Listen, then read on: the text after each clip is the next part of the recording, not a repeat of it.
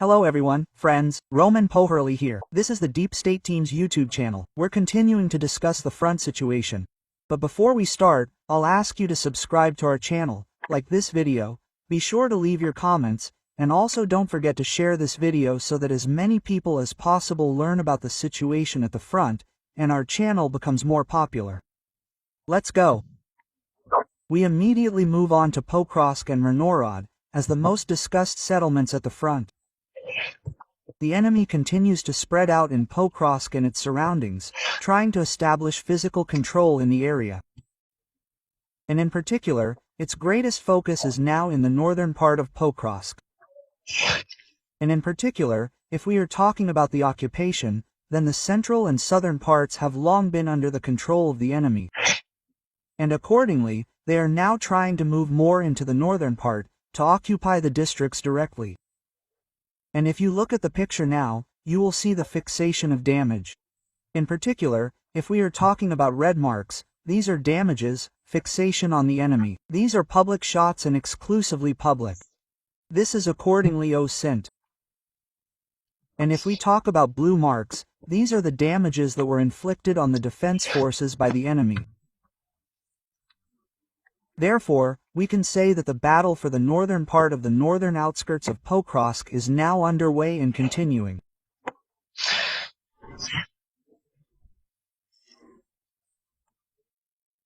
We're hearing a lot about sweeps, yeah, but these sweeps, well, in fact, they don't really matter now. We've stressed this repeatedly. These sweeps don't carry much weight, because, sadly, the enemy can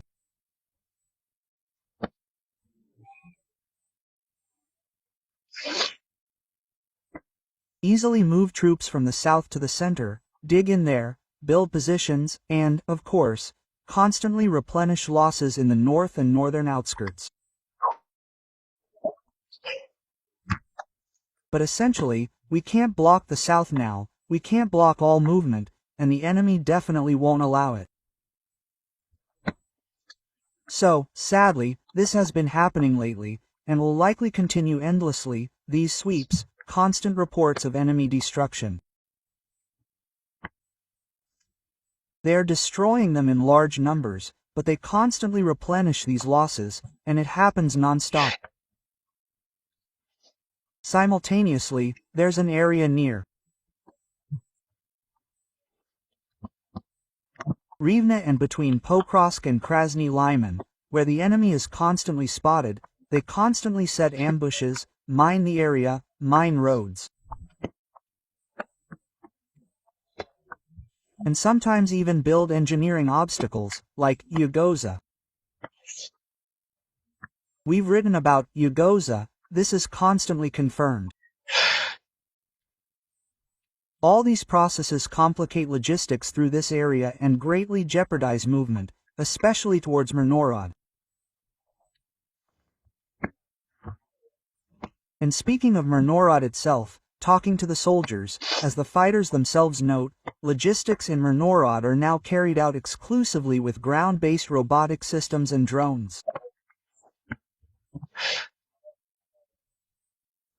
Vehicles and cars are definitely no longer used, and haven't been for a long time, because every physical advance, especially with vehicles, is usually accompanied by an ambush and fire contact with the enemy. Accordingly, there were attempts, yes, to change the rotation of a small group, to carry out a replacement of personnel, but as soon as they started to advance, they came under fire and were forced to return to their positions, because moving and advancing is, well, impossible. In the picture, you can now see certain enemy fixations precisely in this isthmus and in the Rivne area, and between Rodinsky and Krasny Lyman to Покровськ. And they crawl out like that, appearing periodically very often in all these different points. And accordingly, any movement there through the landings, along the roads, becomes dangerous. What the soldiers emphasize first of all now, what is demanded of them, those in Покровськ, those in Mirnograd, they are required to additionally hold this isthmus, although their resources as a whole are at the limit. Because, if we talk about Mirnograd, then the city is now being attacked literally from all sides, from Krasny Lyman, from Novokonomikny, from Kozatsky, from Proman. They are especially trying to move into the southern part. Fixations already exist. They are fixed there in the central part as well, but these are one-time events. That is, we do not react to all these moments with designations, because there they are either taken prisoner or simply destroyed.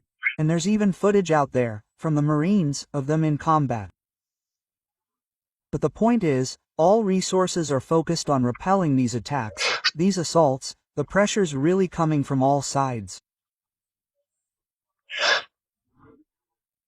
But holding the isthmus takes extra effort. So it'd be logical, as they stress, to send a separate unit there to hold it and ease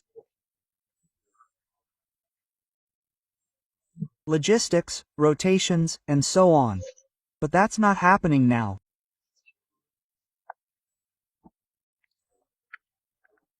And overall, the battle for Mirnograd continues, but Mirnograd is under serious threat, a critical situation, at risk of being fully encircled, making escape late or too difficult.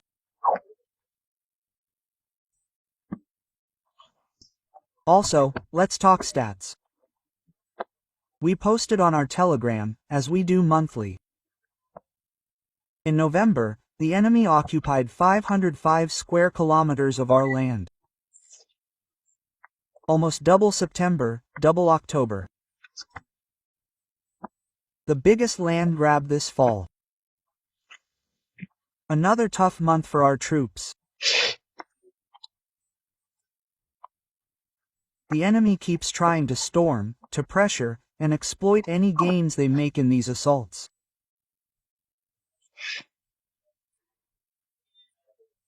In terms of percentage of land occupied, Guляйполе region took the biggest hit, sadly. 40% of all advances.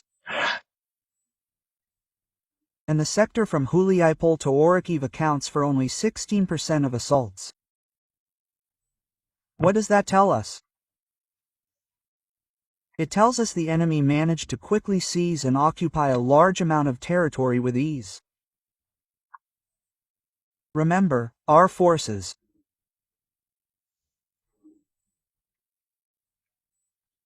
were forced to retreat from 5 settlements at once. And the enemy exploited these issues, exploited weaknesses, and keeps pushing directly on Guляйполе.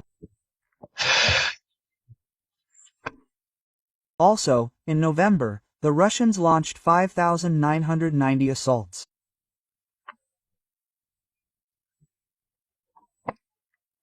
Since last November, only last December was higher, and this year, it's the highest number of assaults. What else does this tell us?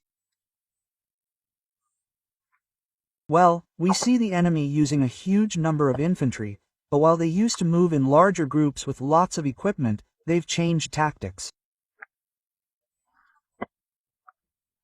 It's been in use for a while, and you all know it. Breaking into small groups. 2 people, maybe 1 soldier, or 4 or 5, trying to carry out these attacks. They have different goals. Some try to dislodge our soldiers from their positions and then occupy them with these infantry groups. Some try to plant a flag or just get behind our lines to carry out reconnaissance or sabotage.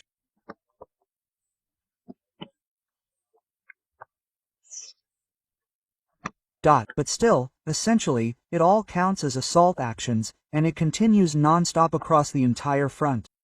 Accordingly, we see such a number of assault actions, such a huge figure, and unfortunately, it has not decreased yet, but we will see in the statistics for the coming months. And in particular, if we have already started talking about Guляйполе, then we will continue to discuss the situation in this area, which has recently developed and, unfortunately, caused a lot of manipulation, false some kind of displays, testimonies, and, of course, hung labels directly on some units, which are quite unpleasant and, again, untrue.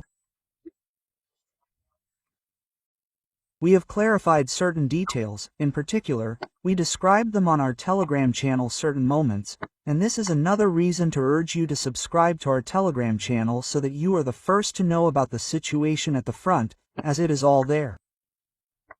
So, let's move on to Guляйполе in this situation. We described, and many of you know, that there was a failure, in particular, in the area of responsibility of the 102nd Brigade. But we will not start with this. Let's start with the fact that initially the defense forces had to, as we have already noted, withdraw from the Uspенivka, Rivnopilia area. And it was there that the first breakthrough occurred on the part of the enemy, which then became a consequence of the development of events that we see today. After the enemy occupied its positions in Rivnopilia, it began to move in the direction of Zatushki. And in the Zatushki area, this was already the flank of the 102nd Brigade. They were not ready for such a breakthrough. That also raises some questions. Being in that area for so long, just not anticipating all these developments. And in particular, there are questions about defense preparations, but those are for the command. I hope these questions will be asked during the investigations and clarifications. However, 102nd also found itself in a very unpleasant situation, because they were holding the line, they were trying to fight the enemy. The pressure increased. And the pressure increased because the enemy understood the situation on our side near Gуляйполе. They understood that they needed to increase the number of infantry. This was heard, in particular, in intercepts. And accordingly, they, were literally coming from all sides. That's the situation around the 102nd Brigade. The 102nd Brigade lost communication with command, specifically the soldiers. And here the question, again, is for the command. That communication was not established either with adjacent units or directly with the soldiers in their positions with their units. The command, the operational command, seeing that the situation in Gуляйполе is deteriorating, pulls up additional resources. In particular, the 225th, the now well-known separate assault regiment, arrives there. Other units that we haven't named, don't name, and won't name, because the enemy doesn't know about them yet. This is the safety of the soldiers. And here it's not about who was named and who wasn't. But we are talking directly about what could threaten the defense that is now trying to be built. So everyone will find out in time. But as of today, that's the situation. So, first, we're talking about the 225th, now known to all. And then this happens, communication breaks down. The unit commander of the soldiers who started to leave, he had no contact with them. He removed himself from leading and commanding his own soldiers. And they're in chaos, not understanding what's happening. Sadly, the weather didn't help, it was just all fog and rain. They started to leave, and everyone knows about 2 companies left. And then there was an incident, the first contacts, the first exits, there was friendly fire, and the soldiers didn't understand what was happening, who was leaving, who was staying, where anyone was, because by then the enemy was breaking through to Gуляйполе, into the rear of our units, our positions, and they were catching them, spotting them, and killing them behind the lines that had been set up. And while newly arrived units were building a new line of defense to hold back the enemy, a large number of soldiers came out to them, our soldiers, who